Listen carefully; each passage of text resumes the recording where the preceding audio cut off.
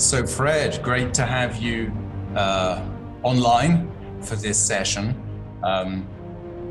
It's a session in which we can talk through your power profile, but we can also then just go a good step deeper into your full, what we call your full archetype spectrum, which shows not just the two strongest archetypes, which you've seen from your free power profile, but it also then shows the other four archetypes sit in terms of their relative strength. And we're going to explore some of those with the graphic, which I've just sent on over to you, and what that might be meaning for you, and have a conversation around that.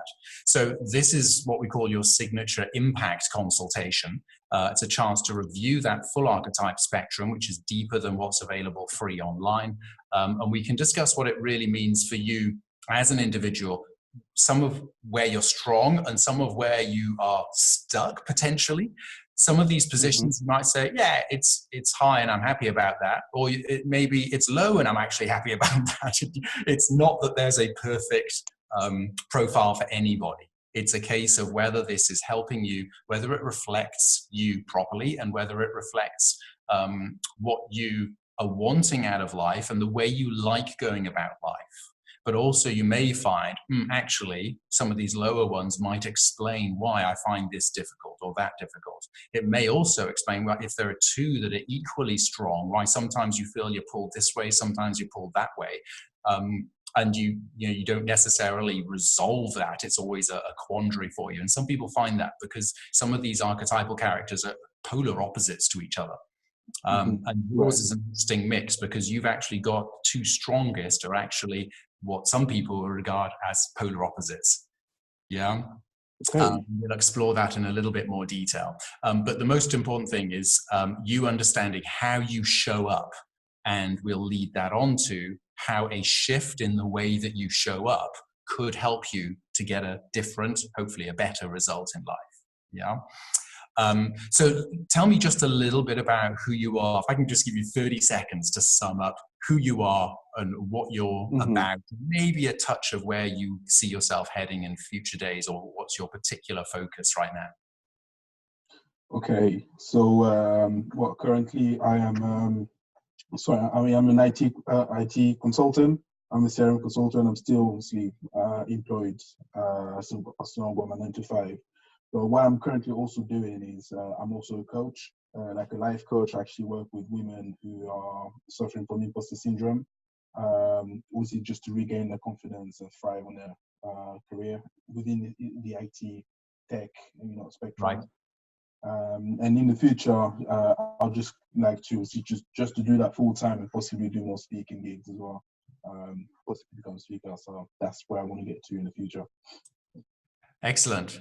Excellent. So your power profile, what do you remember of the power profile, which you completed about a week ago, wasn't it? What do you remember from the power profile? My own power profile. So the first one, well, the highest one was Sage, if I remember correctly. So obviously Sage is more of a type of analytical person. Yes. Yeah. If I'm not mistaken, and the second one was Lover, and Lover would be more towards maybe more having possibly empathy, compassion, compassionate person, something along the line. So that's what I got from it. Excellent. So this is an interesting mix because a lot of people who've got really strong Sage, actually the Lover is a lot further down, because if you take the classic Sage, Sherlock Holmes, classically presented as a character who just doesn't get the people picture. He just can't plug into people and their needs. He's forever berating Watson. It's just like, well, aren't you as clever as me? And don't be silly. What's that consideration? Why are you caring about people? And then in Star Trek, the same with Spock.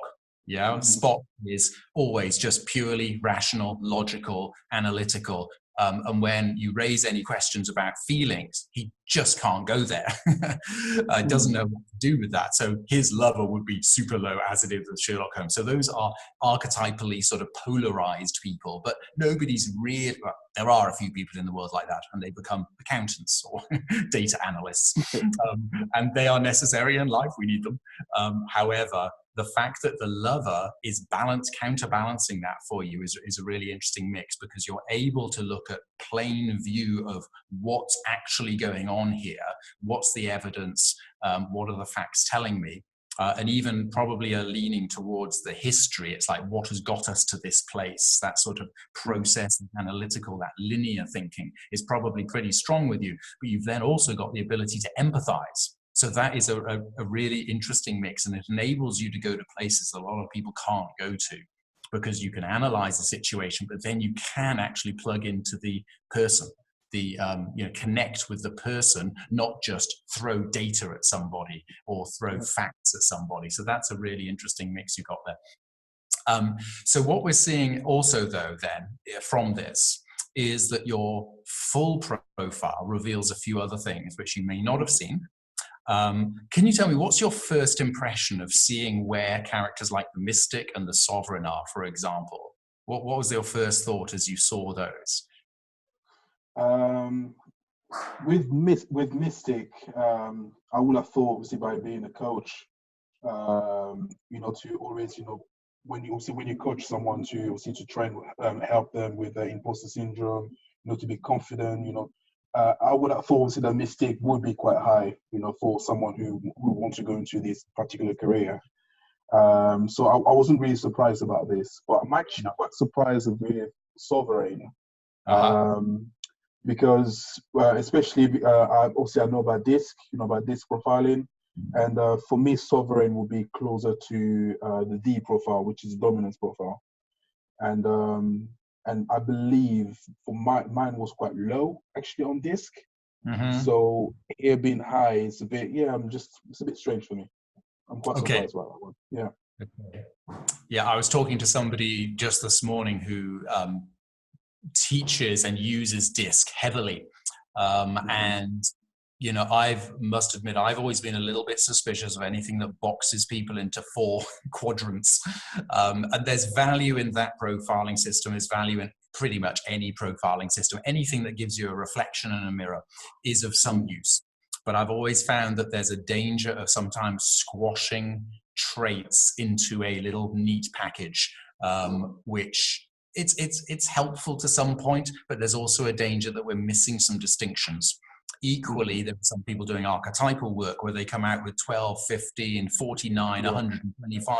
Literally, there is somebody who's got over 125 archetypes. And of course, they exist in some shape or form, but it's not manageable, really, I don't think. So, which is why we come back to the model of 6.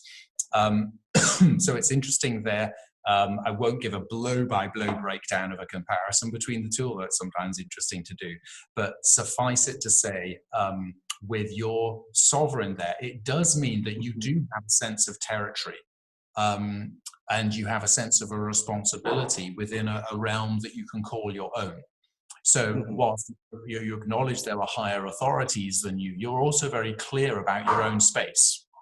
Yeah, you've got that sense of like, this is the domain I'm in, and there's something that you feel like you can own. Does that make sense? Does that resonate? Yeah. Okay. Yes.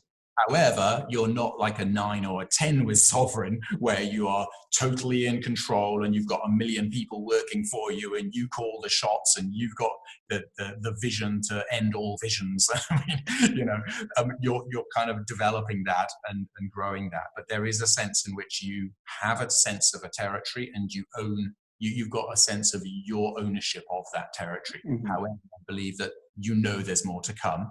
Absolutely, that's fine. But it is interesting that, yes, as you've said, the Mystic is strong in there. You have the ability to see where people are at. And I suspect that your coaching approach is to look clearly at where people are at. And if they're not giving you enough detail, you'll go, okay, but specifically what? And, tell me exactly how. And that's the way you go in to get really clear about the situation. All the while, very soon after that, you're saying, oh yeah, and I need to make sure I'm connecting with this person and making sure they feel nurtured and protected and that I'm empathizing. And then the next thing on your mind is, now how can we transform this? You know, some sages go, this is what it is. So yeah, that's kind of it. We're stuck where we are because they don't have the ability to see beyond.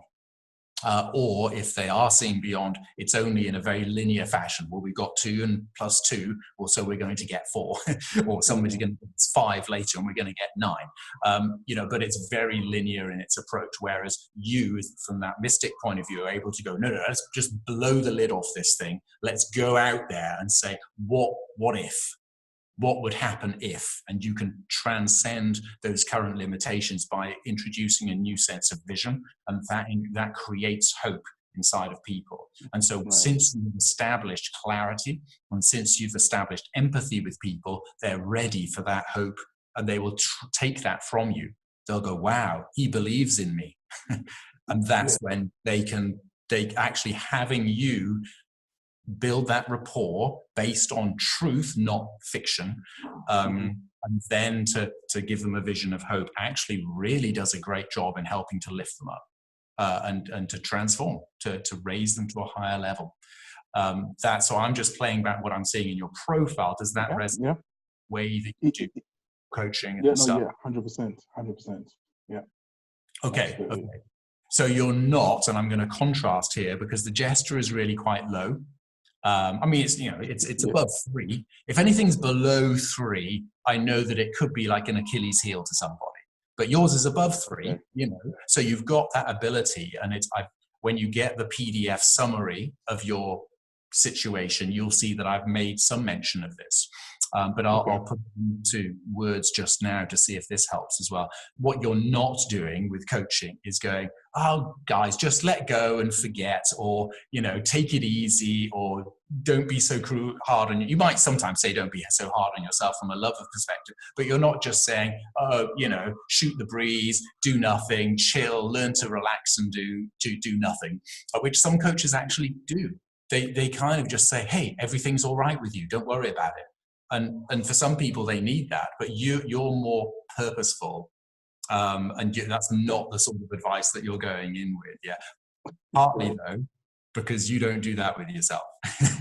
Exactly. Don't spend a lot of time leaning like, oh, I've had a hard day, I'm going to go and spend hours entertaining myself, or just doing stupid stuff to lighten up. You do a little bit of that, but it's not the key thing. You would only do that if you have got your ducks in a row, if you feel like you can kind of justify it, and if you feel like you've connected with enough people, because those are the things that are driving you. And then you'll allow yourself to kind of let your hair down. Yeah? Does that make sense? Right, yes. That figure? Okay. Yeah. And again, you did this in a particular state of mind. People do vary a little bit, one thing to another when they're doing this profile. It will vary from one day to another, not a huge amount. I'm more interested in general trends, and I'm more interested in eliciting insights that cause a change and bring about a difference. So let's talk now about some of the other ones as well. If there was one archetypal character that could change everything for you now, which one do you think it would be? I would say, well, I can't remember exactly what the warrior was, but I would say, warrior, or along the line, because obviously I'm someone who don't take enough risk. Even though I could be, sometimes I believe in something, or even with the coaching, I wouldn't, I need to be, I think that's probably because of my sage. I need to analyze everything first and be obviously certain, sure of myself before I can take the step. Yeah. And that's, I know, and that's what's mostly keeping me back in a few things that I'm doing, that I want to do. Absolutely. So the sage is cautious. Yes. The sage is going to give you, pros and cons, and you're going to take time to go through those pros and cons. Yeah. They have their focus. They have a past focus, because they're saying, unless I've seen this has happened in the past, I'm going to take time to analyze and get sure and analyze again and see what else I can bring in terms of evidence. And then maybe I'll take a step forward. So you've got that potential. This is where the sage could be holding you back. It's very important for the way that you do coaching. And yet there may well also be times where you just say, okay, sage, step down for a minute. I need to bring this one forward. The sage has to step down when the mystic comes in. So you can do it, but you usually only do it once you've ticked all the boxes for the sage. And it's like, yep, that's done. Yep, that's good. That right now we can move on, and I can open the door to the mystic. Yeah. In the same way now, I wonder what would happen if you either ticked all the boxes and said, okay, warrior now come in. What can I get this person to do, to commit to push, to establish, to press on with something, to deliver something? So it's action orientated. Okay, now this is true for you, but you can also see this with your clients as well. So when you're looking at your business, you could now bring up the warrior by asking different questions. Like, if I was to do one decisive action now, what would that be? In fact, let me put that to you. In your coaching business, let's focus on the coaching business right now. If there's one thing that you could, by the end of today, before you went to sleep today, there's one thing that you could do that would significantly help you move forward from this warrior action, now is the time, just do it perspective, what would that be? Probably find the next speaking gig somewhere and just do it, basically. That's just do it, and not being scared of that I'm not good enough or that I'm not ready, anything like that. Okay. And even if it's if there's somebody to contact, if you've met somebody recently who does open up doors to speaking gigs, then that's the one to do. The hottest potential one to go for.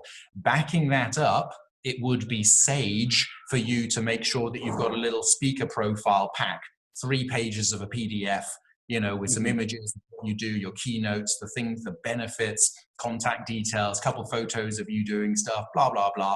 So that you can just, if someone's interested, you just say, yeah, and here's the pack, So that would be sage to do. Another sage thing to do is to find other people or ask around and build a list. And then every week you can be going, have I spoken to that person? Have I spoken to that person? Have I spoken to that person? Yeah. So that you've got a little structure. So you're not just going at it, warrior, total focus on do. You are thinking about it. You are being strategic about it. So the sage can do that for you. But right now, that's it. Now, are you going to commit to doing that before the end of this day?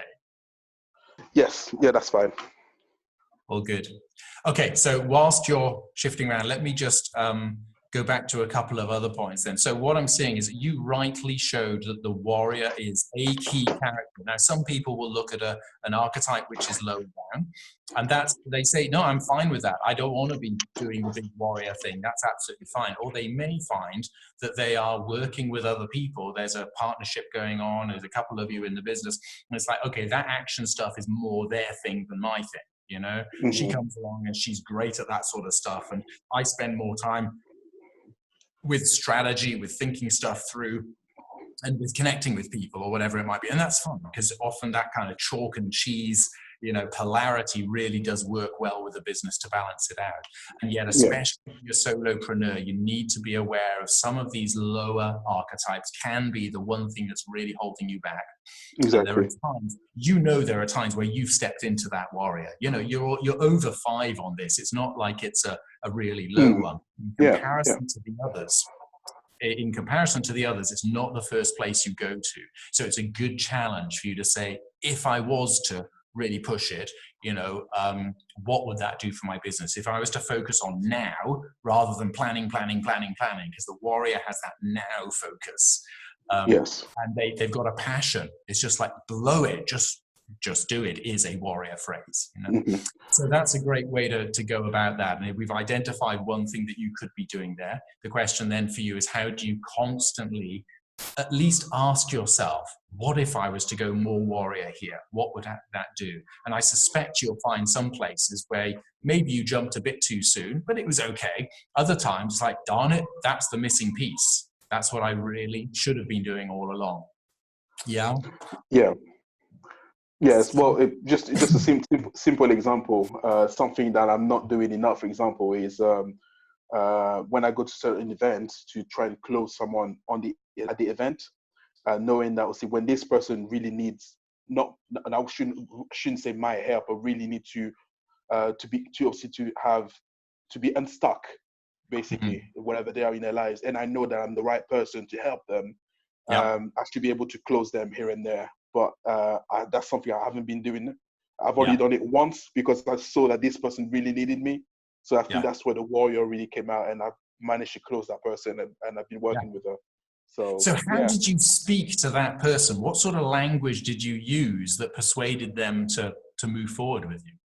I think it was the lover, actually. Okay. It was the lover and the mystic. Because obviously when I spoke, well, in fact, it was my 3 profiles, because when I spoke to the person, I did say obviously what I'm doing, etc., but it was more about listening to them. It was really listening to what's happening with them, what's happening in their life, in their career, and then giving them obviously just a couple of advice, obviously just empathize with them. And then once I managed to align with them in some sort of ways, then I would just basically pitch in, I'll say, and close them. So yeah. Excellent. Cool. So in terms of the way that you're now investing in yourself, or you foresee yourself investing in yourself in terms of your time to build this thing out. So you're doing the job that you're doing, and I'm sure you're really good at that. The sage is an important part of that mix, actually. But you seem to have that passion to be more connected with people and bringing more transformation. And so the coaching side of things is definitely a kind of a passion project that you want to develop. What kind of investment are you putting into making that happen at the moment? Well, I've actually spent quite a lot of money, which is something which is very difficult for me. I spent quite a lot of money to develop myself. In joining, I've joined the mastermind. I've joined other groups to, like for example, with regards to even the coaching. So I've joined the master coach as well, where I got my level 5 accreditation. Within in coaching. So I am doing that quite a lot, and I'm also in my car listening to audiobooks, listening to other motivational speakers as well in the car. So podcasts. That's what I keep doing on a daily basis. Great. Okay. Now that's interesting, because that seems to be the sage reaching for that stuff. Okay. Do you see what I'm saying? And this is where I'm trying to look at your current behaviors, your current way of doing stuff related to your profile. And that's important. It can be important, but there's an awful lot of educated coaches out there who are either not making the sales they need to, not getting enough clients, or not really creating the influence that they need to.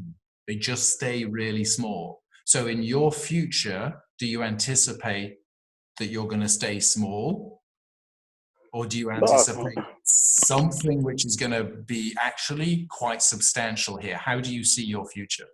No, I do see it being quite substantial.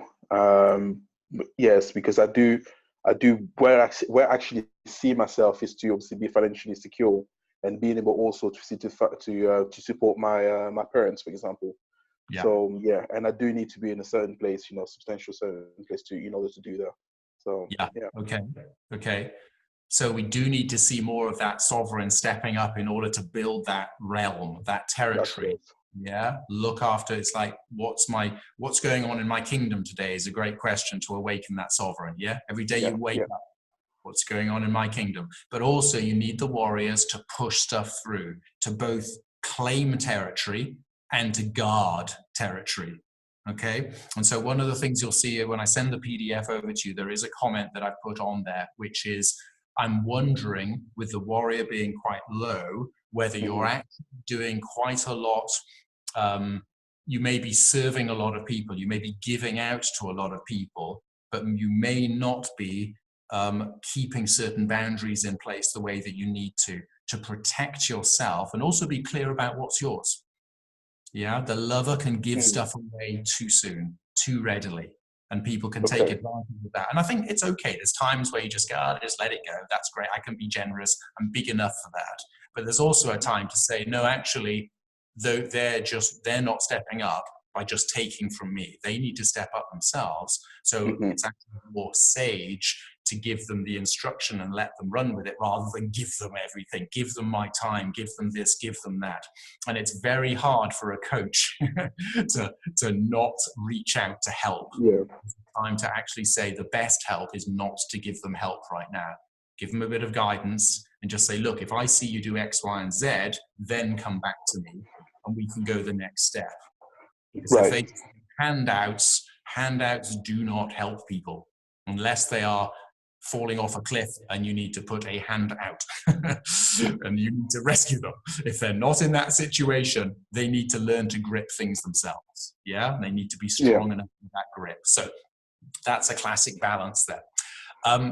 What I would recommend, though, I don't know if you have seen in terms of you taking this stuff forward, when you've talked about investment, interesting that you've gone for the knowledge side first. My recommendation on this point would be to get around people who are doing the thing that you need to be doing quite specifically. So there's a lot of people who are talking about educating coaches and teaching them, but there's only a few that are actually showing coaches how to do the work, the warrior work of getting sales and the warrior work of expanding what it is that they're doing. To build the business needs warrior input. Yeah. Right. Yeah. And so those are often missing pieces. And so if you are looking at your education, I would say you probably have enough intuition and knowledge to take this forward. You now really ought to be focusing on those things that will cause you to lay hold of those things. The sales is crucial because it is, the money is the lifeblood. Otherwise, you have to spend doing other things, which is really a distraction. It's keeping you from spending time engaging with people and delivering value, but it's also preventing you from spending time working with people so that you learn, because the real learning is in the doing. Yeah, exactly. No, that's true. You kind of know that, but you need to set things up in such a way that that is happening naturally, because that's the way you now do life as a coach. Yeah. Okay. Yeah. So all I would point you to, and what I'm going to do is I'm going to send you the Warrior Activation track for free because you've joined this session. And that's the one that we've identified as being the one that needs the most work. That is a private and personal way of you hanging around a warrior, because you're going to hear warrior music, which stirs you up. You're going to hear warrior language, and the language patterns will help to awaken that warrior inside of you. But also the tonality that is used in the activations. You will hear the warrior's voice with a warrior tone, and all of that stuff works together to awaken that. And if you also listen to this stuff and you literally take on, as you saw me speaking the other week, if you take on the posture of a warrior, these things work together and you literally feel that character part of you strengthen, and you go about things in more of a warrior way. So if I know I need to bring up the warrior, I'll nip into the gents and I'll literally do this stuff to myself quietly. I don't have to bellow in the gents. That gets you an interesting response. But you can take this stuff on board and you can actually awaken those characters. And it's really, really powerful. So is that a good way to go? Yeah, no, that would be fine. Yeah. Excellent. That would actually, I'm sure that would help. I'll send that your way. You also get a PDF, which goes, you'll get your Power Profile PDF, which goes in depth. It's pretty much the same detail that you've received in the app itself, but it's printed out, so you've got it there in front of you. And there's also a PDF which highlights some of the other differences that we've talked about here as part of your full spectrum Yes. power profile and more. So I'll wing all that over to you in just a moment. So you've got that.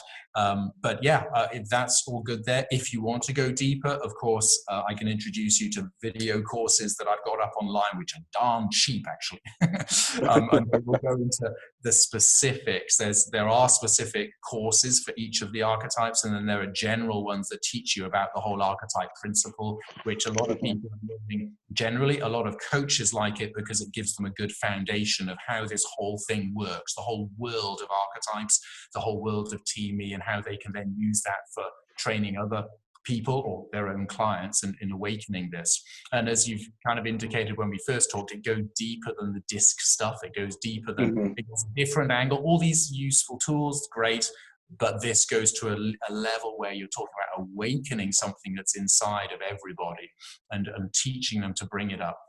So you'll hear that from the archetype profile. The archetype activation. There are activations for all of the archetypes, but the one that I promise to people on these sessions is the one that they need the most to help them move forward the most rapidly. So that's coming your way straight after this session. Hopefully that's been of use to you. It's been really good. Yeah, most definitely. Yeah. So I'd love to hear what's happened in days to come. Tell me if there's specific things, especially when you start listening to the activations. Ping me a note and just say, okay, this particular phrase, sometimes people will say, or that, one thing or another really helped them to step forward.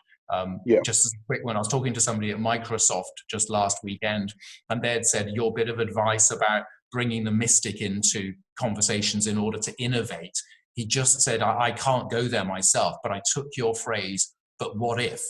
Yeah, and what if? And this opened up their thinking. And he said it was so much better a meeting because of it, just because of that one phrase, which is a mystic phrase. It's going above and beyond, it transcends, it transforms, and it takes people into a realm outside of their current situation. And he said that really helps change this bunch of sagey engineers who are very bright, but lacked imagination. And so just sometimes these tiny little phrases can really help us move forward. Anyway, it's been wonderful to talk. Let me know how that goes in future days, and I'll send you all these things that I promised right now. Definitely. Thank you very much. Thanks, Fred. Thanks for your time. We'll talk soon. Thank you. So there you have an insider's view of one of these signature impact consultations where we understand all 6 archetypes and how they're impacting somebody's life and how a shift and a change there could seriously help them to move significantly further forward in their chosen field. These archetype profiles will enable you to zero in on the specific character traits that you need to develop or at least become aware of in order to move forward without hindrances, without feeling stuck. This is where we diagnose and discover the hidden code to your unique personal strengths, the next step to your path to purpose and to profit. So I really do encourage you now to book your session with me online. teamme.com/impact gives you the details and the link. So go there now, book your session with me, and we will have an amazing time of unpacking who you really are, what your strengths are, what your weaknesses are, and defining a path to go forward, as well as giving you some of the tools there and then that you can pick up and utilize to create your signature impact.